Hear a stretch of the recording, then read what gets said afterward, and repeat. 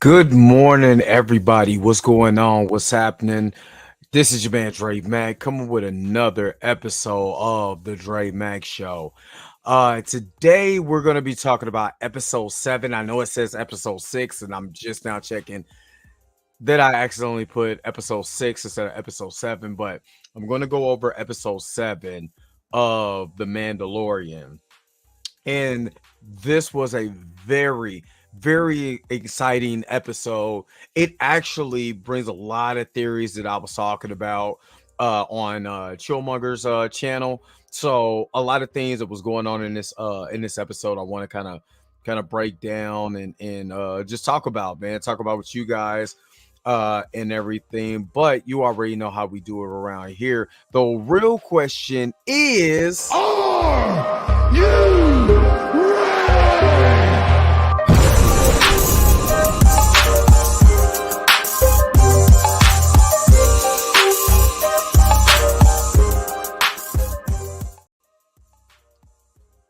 ready? all right. So, episode 7 of the Mandalorian. And I'm waiting for some folks to kind of get up in here. You already know how we do on the channel, man. Shout out to everyone who comes in, checks out the channel, like, share, subscribe to the channel. You know what I mean? I appreciate everyone who does that. It boosts my confidence to make sure that I'm doing the right thing when it comes to giving you guys this information in the morning. So like I said, hopefully everybody whenever you come in, make sure just to give a brother a thumbs up. That's all I ask for. I don't ask for no money. I don't ask for anything. Give a brother a thumbs up, thumbs up, thumbs up, thumbs up. In the chat, make sure you're talking about it in the chat, but make sure give a brother a thumbs up especially if you like what I'm doing. All right, so it's a couple things that I kind of want to talk about. Excuse me, before I kind of get into the episode or whatever. Now, I'm not gonna lie, this episode was good. This episode was fantastic, and it brings up a lot of theories that I was talking about on Chillmonger's channel. If you don't know who that is, make sure to subscribe to Chillmonger's channel. We were talking about Star Wars, and I was like, hey, I believe they're gonna tie a lot of things from this show with the sequels. You know what I mean? And to make the sequels make a lot more sense. And a lot of people was like, and some people, when they hear that, what's going on, Eric? Eric Shaw is in the house. What is going on, Eric? A lot of people wasn't ready to have that conversation. Because the sequels are, especially I think it was the last, not the last night. Yeah, the last the last night. A lot of this excuse me. A lot of the movies are kind of controversial, and they are not well, some movies are well received, some movies are not well received. And they feel like it was a cash grab from Marvel. So Dave Filoni and everybody came back and said, hey, if Dave Filoni and John Favreau said, hey, if you give me the keys to this castle, we could be able to roll this thing and bring Star Wars back to where it was. And I was telling a lot of people, you gotta be patient. Dave Filoni didn't do Rebels and Clone Wars and these particular shows, and they just happened overnight. It happened as a progression of the story. So give the story some time. And that is exactly what is going on here. Now, I was supposed to do a review of the Monique comedy special. I was going to do it for a friend of mine that watched my show on Facebook. And unfortunately, I didn't get to Monique's comedy special. But what I am going to do is check out Monique's comedy special tonight, because I'm going to do I'm going to do the Bel Air show tomorrow. A lot of people like that, like my last video on Bel Air. So if you like it, I'm gonna give it to you. A lot of more people watched it than normal. Put it like this: I was looking at the numbers, and a lot of people watched it more than anything. But before I get to the main subject, I'm not didn't know if you guys were aware. So let me pull this up. And also, I'm not going to be on long today. I'm probably going to give you probably 30 minutes, so I'm probably going to be on here about maybe 30 35 minutes. TMZ reached out to me yesterday to get back on the show. But I didn't even hear I was asleep anyway. But I didn't even recognize they even hit me up. So they're supposed to be hitting me back up today. In their Pacific time, they're on the West Coast. So I'm going to cut the live short today, just in case I'm gonna have to be on TMZ today. So this will be my third time on TMZ. So yeah, gonna be back on, try and get back on TV. But let me go ahead and share my screen real quick because I kind of want to talk about this with you real fast. And I'm going to,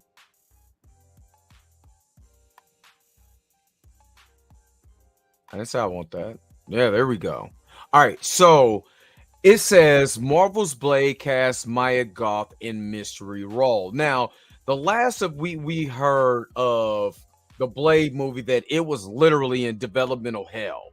That Mahershala Ali didn't like the script. That it didn't have enough action in it. The script was short. It seems like the script was shortchanging the type of role of Blade and what Mahershala Ali could bring to the role of Blade, and it sounded like a hot mess. And slowly but surely, and I do like the simple fact that Bob Iger is back, because he pulled a lot of. This is what you have to understand. Sometimes you got to pull people back from themselves, because I know Bob Chapek was like, "Hey, we gotta get to this money. I want." He was basically Master P at No Limit. He was trying to pump out a show, a movie every month, and you can't do that. You're gonna oversaturate the business, and it's not gonna be sustaining. You know what I mean? You're not gonna be able to have that type of movement or role last that long, and that's what Bob Chapek was trying to do. Now Bob Iger being back at Marvel, I mean, I'm sorry, what back being back at Disney, was like, hey, we got to pull this thing back. So that's exactly what's happened. So we didn't hear anything about the Blade movie after that. Now, this is the first information that I'm hearing about the Blade. And if you heard anything about the Blade movie prior to this, make sure you put it in the comment section. You know what I mean? I'm most definitely going to support Blade. Most definitely going to support Blade. But was a Blade fan with, oh god, with Wesley Snipes. So most definitely, and I'm a big fan of Mahershala Ali. His acting is, it was, man, it was good as Cottonmouth in the Luke Cage series. So I'm most definitely looking towards this. So let's get to this. It says X and Pearl star Maya Goth joins the cast of Marvel Studios Mahershala Ali led Blade reboot in an undisclosed role. So let's see what and this is courtesy of CBR. And I always want to shout out CBR. I do use CBR for a lot of the stories that I present to you guys. So I want to make sure to shout out CBR, and I'm going to shout out the author of this article as well. Marvel Studios upcoming Blade reboot pardon me, has found its latest cast member in rising star Maya Goth. According to Deadline, Goth has joined the cast of Blade, which is currently slated to open in theaters on September 6, 2024. That said, her role in Marvel Cinematic Universe film is being kept under wraps for the time being. Nevertheless, Goth joins a roster that always includes lead actor Mahershala Ali, as well as Delroy Lindo, Aaron Pierre, I'm sorry, Mylan Ray, has also reported to be cast in Blade. And I didn't know about Delroy Lindo, which if you've been under the right, man, Delroy is one of the most underrated actors in, I'm telling you, if you ever seen the Five Bloods, you ever seen Malcolm X, you know what I mean? The Harder We Fall. Delroy Lindo is that dude. I'm a big fan of Delroy Lindo, and I didn't even know he was in the movie. So that's a big thing for me, because again, I can't wait to see this movie. I can't wait to see what this presents. And I do have faith. You're not going to get someone like Mahershala Ali and just put him in some bull crap. You know what I mean? He's not like a rising star. He is somebody that you could be able to build a complete franchise out of. Or they wouldn't have introduced Kevin Feige, you wouldn't have introduced him like they did. I think it was not the D23. I believe that was Comic Con of 2019, Comic Con, I believe. So yeah, so let's continue to get to this. The London born goth made her professional acting debut in 2013, appearing in the erotic art film Nymphomaniac and 3 episodes of the French crime drama The Tunnel. She went on to appear in a number of other films, including The Survivalist in 2015, A Cure for Wellness in 2017, Superior 2018, and High Life 2018, among others. However, Goff truly broke out in 2022, starring in a dual roles as Maxine Minks and Pearl in Ty West's acclaimed slasher film X. Goff reprised the later role in a prequel film Pearl, which released later that same year. She'll reprise her role as Maxine in the upcoming film Maxine, which will close out the X trilogy. Blade is coming to the MCU. New Line Cinema's film Blade, starring Wesley Snipes as a half vampire hunter. Eric Brooks / Blade is often recognized as being the first modern Marvel movie. Snipes reprised his role in Blade for 2 sequels, Blade 2 and Blade Trinity, which released in 2002 and 2004, respectively. The story continued in the short-lived Spike television show Blade, the series, which aired for a single season in 2006, and saw Kirk Sticky Fingers Jones take over the role of Eric Brooks. The screen rights to the character of Blade ultimately reverted back to Marvel Studios in 2012. And this is what I was talking about as far as like the script changes and all of that. And let me get this let me put this up so you guys can be able to just get the full screen. At San Diego Comic-Con's 2019, Marvel Studios president Kevin Feige announced a Blade reboot film as part of the MCU, with the aforementioned Ali set to take over the title role. Ali had previously starred as a major antagonist, Cornell Cottonmouth Stokes, in the first season of Marvel Television MCU adjacent Netflix original series Luke Cage. Ali made his proper MCU debut in 2021 film Eternals, in which he had a post-credit voice cameo as Blade. All that being said, the Daywalker's first MCU solo outing has had a troubled development. For starters, the film was pushed back nearly 1 full year from the original November 2023 date. Right now, we were supposed to get Blade the same time that we are getting the Marvel. So that slate of November 10th, November 10th, 2023, that the Marvels had is actually supposed to be Blade. It goes on to say, additionally, original director Basim Tariq abruptly departed the project in September of 2022. Nevertheless, the project is moving forward as planned, with production expected to kick off this May. Jan Damanje, Lovecraft Country, is currently attached to direct Blade from a script by Michael Starberry, When They See Us.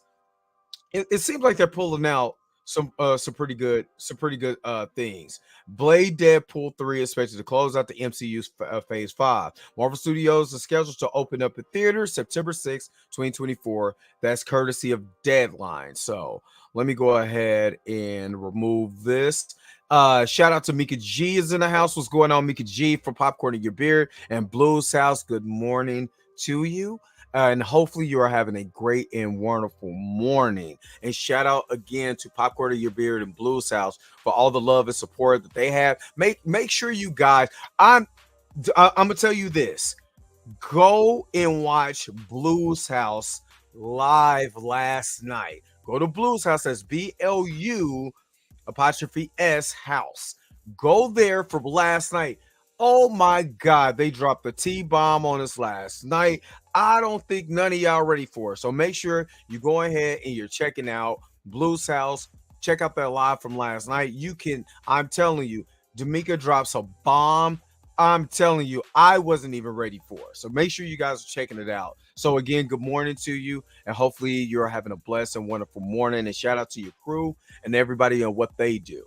So let's talk about the Mandalorian episode 7, not episode 6, episode 7 of last night. And when I first got introduced to the show, of course, we got introduced to the Mandalorian, Din Djarin, and everybody's calling him baby Yoda, and and that was a big thing, and a lot of people got attached to this dynamic. But the show is called The Mandalorian, and for the first time this entire season, we really got to see the set of the Mandalorians um at their apex, because they got to get they were there to come back together and to go back over Mandalorian. No problem, Mika. You already know I got much love for you guys and what you guys do. So continue the good work, continue to push. But yeah, the tea you dropped last night, they need to know about that one. Let's say it like that. They need to know about the tea. So check it out. Mika drops the tea, and you need to go ahead, pick up you a little bit, get you a little sip. All right. So this is what I'm gonna tell you what I loved about this episode. For one, you had I think it's IT11 come back, but now he's cuz what they call IT12, and he doesn't have his chip in him, because remember the episode they had for him the IT11 from the first season of The Mandalorian, and he went psychopath on everyone. And in this particular episode, that didn't happen. They took all the memory chip out of him. And I'm not gonna sit up here and act like I know everybody's name or any of that. So I'm not gonna say the little dudes who do the mechanic work. You know what I'm saying? He came out or whatever, and it was something basically. It was something for Grogu to ride in. Basically, he has a skinny crane suit. But basically, it's the only way I could put it. He has a skinny crane suit. So now he can get in and be a part of the fight if he wants to. And this is why I was talking about the Mandalorian, and I kind of got sidetracked a little bit. Okay, what I do like about this show and what I liked about this episode, because it has to do with the Mandalorian, not one Mandalorian, the literally any one of the Mandalorians that you see in here, from the Armorer to Bo-Katan to Din Djarin to Grogu, you are actually getting their story. And I didn't catch it at the beginning. This is Bo-Katan's redemption story from Clone Wars. You know what I mean? This was her story this season. And a lot of y'all not catching it. And a lot of y'all probably not catching that Grogu has been snuggling up to her. And honestly, because Pedro Pascal is not, you're not seeing his face, he may not survive. Let me not. I don't want to do any spoilers for The Last of Us. All I know is the group don't last that long. That's all I'm saying. And I truly believe that if it's not this season, well, we got the season finale coming up next week, but probably sometime next season, when it's the final season before they get to the final movie that culminates all of this, it's probably gonna be the end of Din Djarin. And Grogu is probably going to be with Bo-Katan, and I think that's why you're getting this dynamic of Bo-Katan and Grogu together now. Remember, he was with Luke in a Jedi temple training and all of that during it was basically the Mandalorian 2.5 for a couple episodes in the Book of Boba Fett. So you're probably not going to have that. All I'm saying is Din Djarin's probably not going to survive. You know what I mean? But again, they were giving a lot of emphasis to Bo-Katan Kryze, and she needed a redemption arc. She started that season, so she was sitting in her seat and her throne, and she didn't want to do nothing. She was already hurt, and just off of everything that happened. And you are seeing literally a redemption of her. This is the way. Oh my God, this is the way. I freaking love The Mandalorian. I'm not gonna lie. As soon as I seen few episodes of this that was talking about the Djarin and the foundlings or whatever, it set up so perfectly. I don't care what anybody said about episode 6 and what they did in episode 6 and how they did, oh, they had Lizzo and Jack Black and they were just playing Lizzo and Jack. I told you it was a palate cleanser. If you are a Dragon Ball Z fan or Dragon Ball Super fan, you know what it is when you have adventures in that show that it has nothing to do with nothing, but it comes back way later on. You know what I mean? Because I am a Dragon Ball fan. You know what I mean? So this is the same way. And what I liked about this episode, for one, Bo-Katan Kree is a lot of good character development for her. You got to see a lot of the things from episodes all come together. The whole cloning project that I actually started at episode 1, you're starting to see now that Moff Gideon, to me, it looks like he's cloning Snoke. I don't think a lot of the theory is he's cloning these super troopers basically to be able to defeat the Mandalorians, especially if they got midichlorians inside of them, which is the Force, is what he needed Grogu so bad for. Yeah, I really think this is going to tie in. This has always been my theory that this is going to tie in to the sequel trilogy with Snoke. They're cloning Snoke, and then eventually it's going to be the clone of Palpatine and Palpatine returning. You know what I mean? I think all of this is intertwined into that, so you could appreciate some of the things you did not like about the sequels. Now, I want to say the first and the second one, I didn't have a problem with the sequels, but I want to say the Last Jedi. Last Jedi was cool.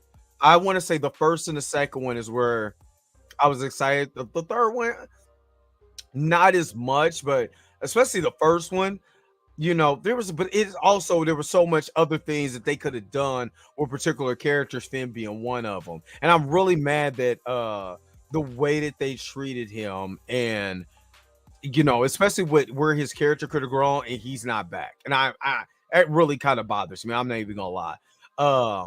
The actual actor himself, you know what I'm saying? And maybe because other people are in charge now and they're trying to move and shake, maybe we get a change in that. But I ain't hold my breath. But what I with this particular episode, with the Mandalorians coming together, with the armorer, basically when they went to go get I still gonna call him Death Watch, but the Mandalorians that was riding with Bo-Katan Kree, they and the Mandalorians that followed the way finally got together. It was like they settled on no, I think it's Navarro. You know what I mean? And again, true Star Wars fans do not eat my lunch on this. Man, I don't know a lot of these names. It's like when I watch House of the Dragon, I don't know a lot of their names. Some of that crap is hard. Golly. Some of that thing on that. Well, some of that crap is hard to pronounce. You know what I mean? So nah. But they said, I think they were selling on Navarro, but they was talking about getting Mandalore, going back to Mandalore and trying to reclaim Mandalore. So they said that, they was, Bo-Katan Kree is giving her speech. There's one part where Din Djarin is literally pouring into Bo-Katan Kree, which is good, and that's great. It's basically, it's like this has been the story of Bo-Katan Kree, if you really think about it. Because even Din Djarin, even though Din Djarin had to, go bathe in the waters of Mandalore and all of that, Bo-Katan Kree is the one who's seeing the mythosaur. Even though we got a kaiju in this one, that mythosaur is gonna come into play. She's gonna ride that mythosaur and all of that. It's gonna be a better version of the end of the book of Boba Fett. You know what I mean? Boba Fett actually might come to help them in this, because again, we start to see the cloning process. Man, Moff Gideon we've been hiding in Mandalore this whole entire time. How did he defeat them creatures that we seen that Bo-Katan and Din Djarin had to You know what I'm saying? Go through with Grogu and all of that. I want to know that. How did he get the creature? You know, how did he build all of that? And then, and the creatures didn't get to him. The flying bats and all of those kaiju creatures. I'm just waiting for Godzilla to pop up. You know what I mean? So it was all a trap. The one Imperial, you know, girl from I think that was the episode 3 where we didn't see a lot of Din Djarin, was her and the cloning scientist. And we already knew she was a spy. We already knew that. We are just waiting for for Moff Gideon to pop back up. You know what I mean? So we come to find out that she is the spy. I know a lot of I think New Rock Stars put up, did they believe that the armorer is a spy, is secretly a spy? And personally, I don't think so. And the only reason why is because there's no other forger, there's no other armorer that we see in there that forges their weapons and spears. Why would you, if you were a spy, why would you even bother, forging a person's armor and all of that when the person that you working for could literally die? So no. But I do want to know who made Moff Gideon's suit. And I'm not gonna lie. This reminds me, I think it was at the end of Clone Wars with with Darth Maul. The way the red, the black kicked off when Darth Maul came down, and I said this, I was like, I believe that that's Darth Maul. I believe that that's Moff Gideon, because my speculation was maybe he was a former Mandalorian, but it could have been because he was an Imperial officer, I believe, before at the time, and it just moved up in the ranks. You know what I mean? But there was other, and I found that in a little bit is why you kind of seeing Rebels in the background or whatever. I personally did not know that there was a set of Mandalorian that completely followed Darth Maul to the end. You know what I'm saying? I guess because the way the Mandalorians are, they are very loyal. And a lot of people speculated that when they came in and they basically ambushed them, all of those were actually Mandalorians in those suits. Number a lot of suits was dope. The white toys, man. If you collect Star Wars, the Moff Gideon in the Mandalorian armor by itself is going to be hot. But all those troopers, those were dope. Those were dope. So you already know what you need to do, Hasbro. You know what you need to do. We need to get them toys, Joe. We need to get them toys ASAP. Because I'm not gonna lie, it's only 2 Star Wars figures that I got. Of course, you see, everything in the background, but there's only 2 Star Wars figures that I have: Boba Fett and Mando. Well, I have a little small Grogu from the first season, because it was part of the Hot Wheels line. Gonna find out. You know what I mean? So I got him in a little crib, or his little thing. But yeah, but yeah, my man Paz Vizsla, RIP to Paz. He went out like a G. They had him cornered and they trapped him, because this is all a trap. This is all a setup. You know what I mean? So they trapped him in Paz Vizsla stayed behind while everybody else, while Bo-Katan Creed made a big old hole in the door so they could all get out. And Paz Vizsla went to work. He shot his gun till he couldn't shoot it no more because he overheated it. It started going to work. But the one Imperial guards from the last night from that was Snoke's guard, dude. When they first of all, I almost, you know what I'm saying, tripped out when I seen those guards come through. I literally lost it. Yeah, and you're right. She could be. She could be. You know what I'm saying? I think the armorer still worshipped Darth Maul. Look at the horns on her helmet. And she does. She have the same horns on her helmet. That is similar to Darth Maul. She's the only one who has a helmet besides, my man, Moff Gideon. And Giancarlo Esposito is just so awesome. Man, we got to get this man his flowers while he's still here. He is awesome, and I can't believe that I was 10 years old when I went to go see Do the Right Thing, and he was the cat was like, you stepped on his J's, man. You know how much they cost. You know what I mean? To see where he's at now, dog. I gotta give my man his flowers while he's still here, man. Because Giancarlo Esposito is just amazing. You got the Shadow Council, you got the troopers that took my man out. My man passed, man. This is the way, though. He said, "This is the way," and man, that was awesome. You know what I mean? It was awesome. I'm not gonna lie, Grogu in that suit, just hitting yes and no, over and over again was hilarious. I was cracking up. And the little dude was like, "Bad baby." As awesome. They name drop Grand Admiral Thrawn, so Thrawn is gonna come back anyway because Ahsoka was like, "Where he at? Where he go? Where they at? Where they at? Where they at? There you go. There you go. There you go." And he's gonna be in the Ahsoka series, so Grand Admiral Thrawn is back. You know what I mean? And they kept saying, Grand Admiral Thrawn, the great Grand Admiral Thrawn, he will be here. When? Darth Maul sound like all of us, like, when he gonna come? I've been waiting on him all week. He ain't showed up. You know what I mean? So they keep name dropping. Right now, we just see the back of him, the silhouette or whatever. So, I'm looking forward to the Ahsoka series. And I told y'all, let this thing marinate.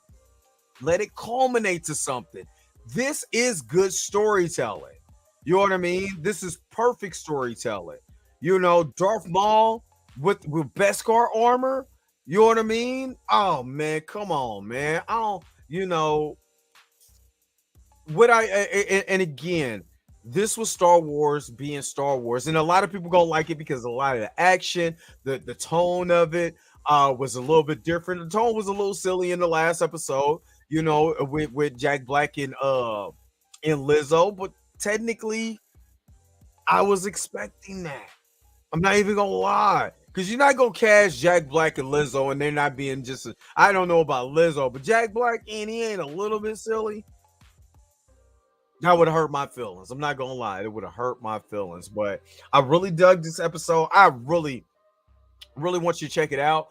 I believe this is part one and part two, because the season finale is next week, and we're going to talk about the season finale next week too. But I honestly think that this was one of the best episodes of this season. This season most definitely is the best episode. There's a lot more that could be told, and I told y'all, be patient with this stuff, man. Dave Filoni is doing an amazing job. Jon Favreau is doing an amazing job. Now he doesn't have to do double duty, trying to fight somebody, you know what I mean, and lend his voice to, to the character of Paz Vizsla. Went out with honor. You know what I mean? This has been awesome, dude. It's way better than the Book of Boba Fett. Book of Boba Fett was not this. And I was looking forward to the Book of Boba Fett because Boba Fett, me the fat man, you know what I mean? I've been really a fan of that dude since I was a kid, just because he looked cool. You know what I mean? So, what did you guys think about the episode? Did you think this is one of the best episodes in Star Wars? Do you think that the armorer is a spy, or she's loyal to Darth Maul?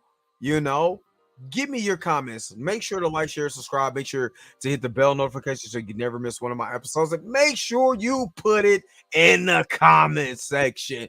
What do you think about Star Wars and the Mandalorian? Put it in the comment section. I appreciate everybody that comes on, that chats with me. Even if you're watching this on the replay, I appreciate you coming in. I'm not gonna lie, I'm super duper tired, and I gotta wait on TMZ to see if I'm gonna be on national TV today. So I appreciate you guys chilling with me and all of that, man. But you already know. You know what it is, man. Yo, the sign is real simple, B. It says wrap it up. Wrap that shit up, B. I gotta wrap it up, man. So I appreciate you guys, man. I love y'all from the bottom of my heart. Peace and vibe high. See you back on tomorrow for Bel Air Fridays. If you came to this portion of the video, thank you so very much for sticking to the end. Don't forget to like, share, and subscribe. Don't forget to hit the bell notification so you never miss one of my videos. And if you want to get a little bit more personal with me, make sure to hit the social media accounts that you see below you. I would love to hear from y'all. Until next time, I'll holler at you guys later. Peace and vibe high.